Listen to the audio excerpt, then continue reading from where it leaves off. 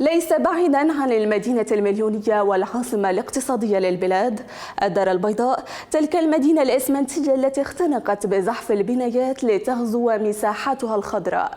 تقع دار بوعزة أين وجد مجموعة من ساكني الدار البيضاء المساحة لإقامة فسح خضراء لاستنشاق الهواء، وأقاموا ضيعات إيكولوجية وتعليمية تقدم لزائريها المتعة والمعرفة على طبق طبيعي. النموذج نسوقه لكم من الضيعة البيداغوجية لدار بوعزة.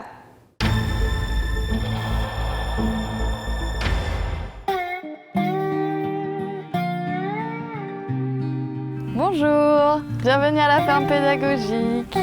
Je vais vous faire visiter. في ضواحي مدينة الدار البيضاء وبالضبط بدار بوعزة انتشرت في الآونة الأخيرة ما يسمى بالضيعة البيداغوجية، ضيعات فلاحية وزراعية لكنها وجدت بهدف تعليمي. Je vous accueille dans les locaux. Ici, nous avons l'accueil.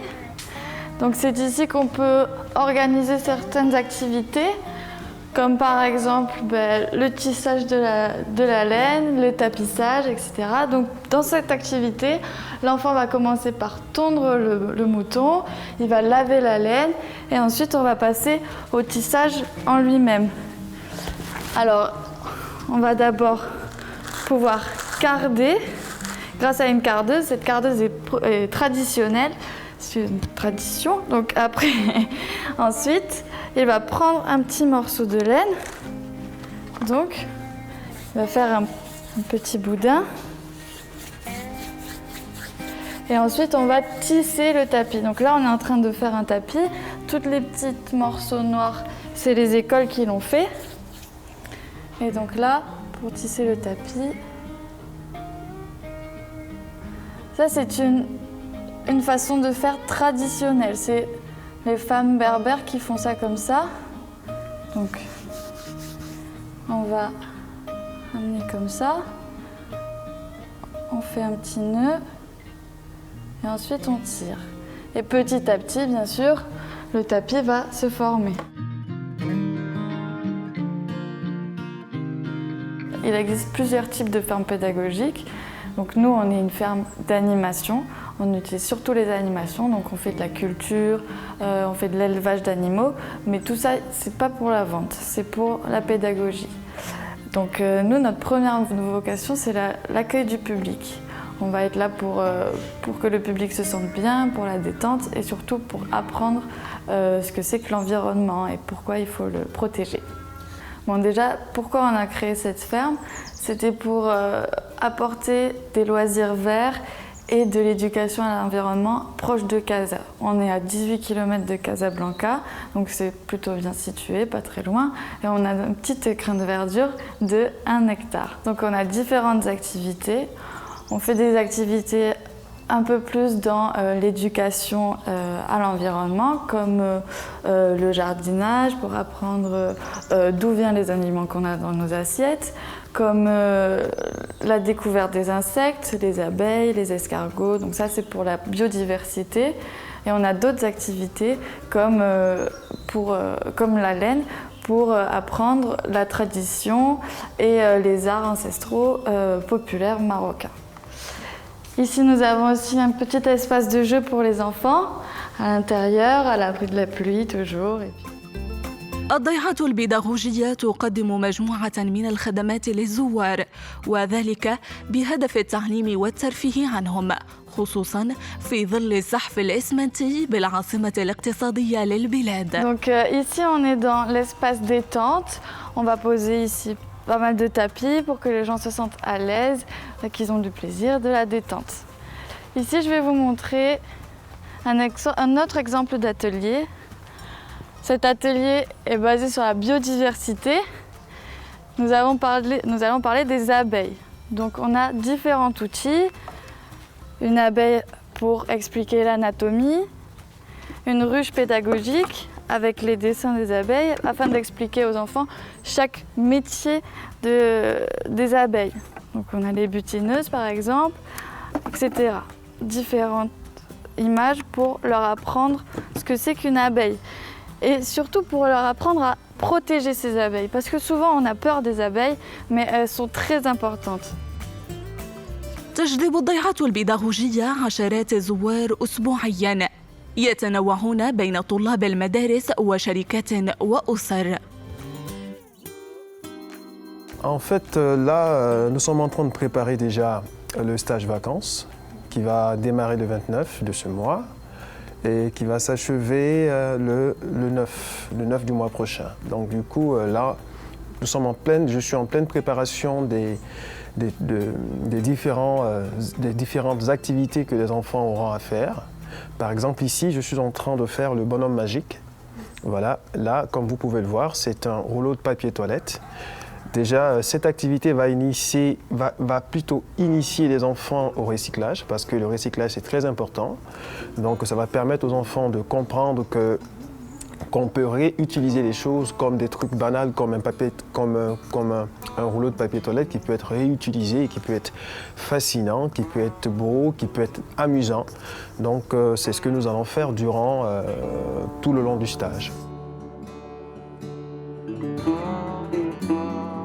Pour ce qui est des jeunes, nous avons déjà travaillé avec des collégiens au niveau de la ferme pédagogique. Par rapport plutôt au niveau de l'initiation à l'agroécologie, à l'agroagriculture plutôt. Cette journée leur a permis de découvrir les différentes façons d'enrichir le sol.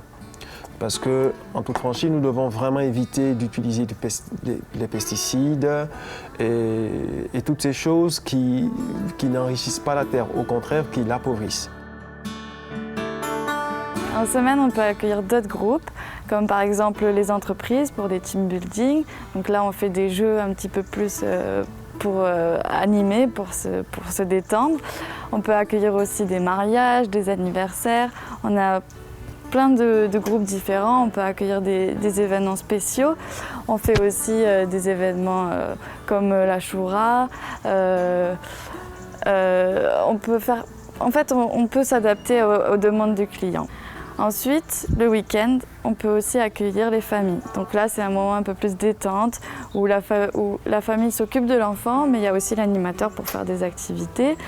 Donc là, c'est vraiment le week-end, c'est vraiment pour le plaisir. On va donc installer des tapis un petit peu partout pour que les gens se sentent bien. Et donc le week-end, on propose une activité phare qu'on essaye de varier chaque week-end. Et on propose aussi des passes animations où ils ont le choix entre 3 animations. Souvent c'est soins et nourrissage, herboriste et jardinage. Et là l'enfant va découvrir la nature par lui-même avec un groupe d'enfants qu'il ne connaissent souvent pas, avec l'animateur qui est là pour l'aider, etc. Et donc c'est un moment souvent de convivialité, de partage, de connexion avec la nature.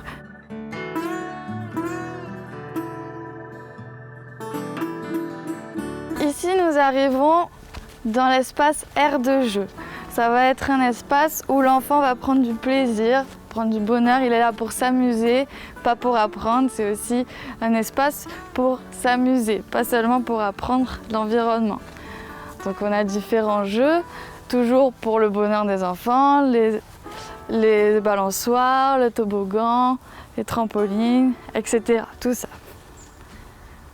Ensuite, nous allons passer à l'espace jardin.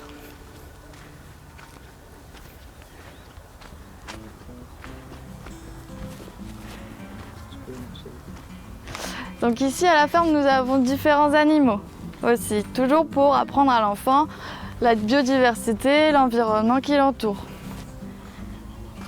Ici, par exemple, ce sont nos tortues.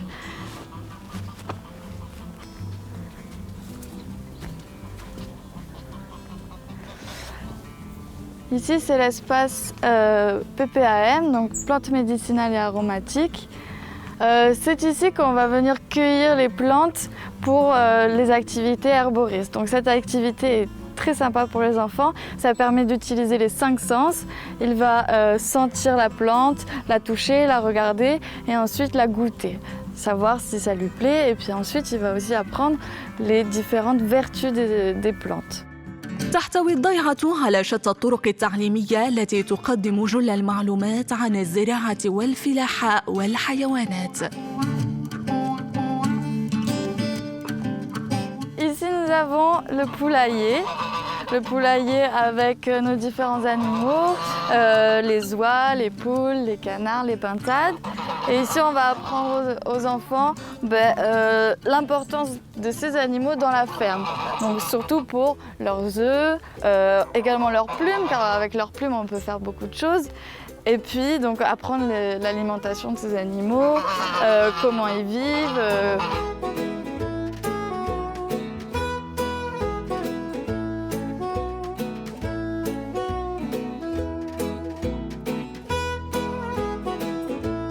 Le potager toujours avec un attrait ludique et pédagogique, car nous avons ici différents blocs suivant les types de fruits et légumes. Ici par exemple, donc, on a eu une très longue période de sécheresse, donc on est en train de replanter. Mais ici par exemple, nous avons planté les légumes feuilles. Ici ce sont que les légumes feuilles, ce qui permet à l'enfant de reconnaître la caractéristique de ces légumes. De l'autre côté, par exemple, nous avons les légumes fleurs. Toujours dans l'optique d'apprendre aux enfants les caractéristiques. Donc, chaque spirale a son importance, a son légume caractéristique. Donc, les feuilles, les fleurs, les racines et les légumes fruits.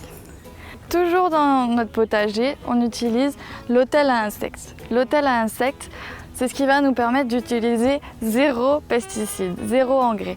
C'est par exemple quand il y a un insecte qui va venir manger les feuilles ou le légume qu'on est en train de cultiver, on va encourager le prédateur naturel de cet insecte à venir dans notre potager afin de manger cet insecte qui mange nos fruits et légumes.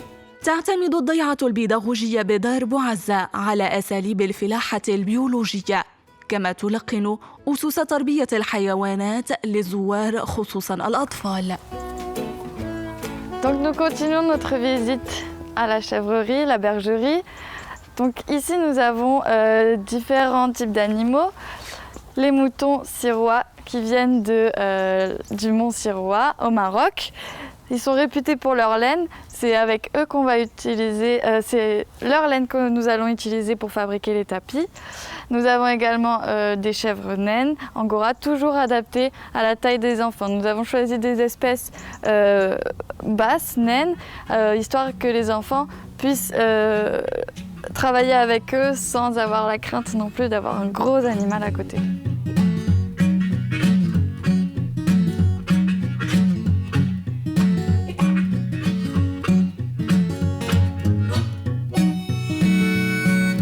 Donc nous continuons notre visite ici. C'est un autre espace jardinage.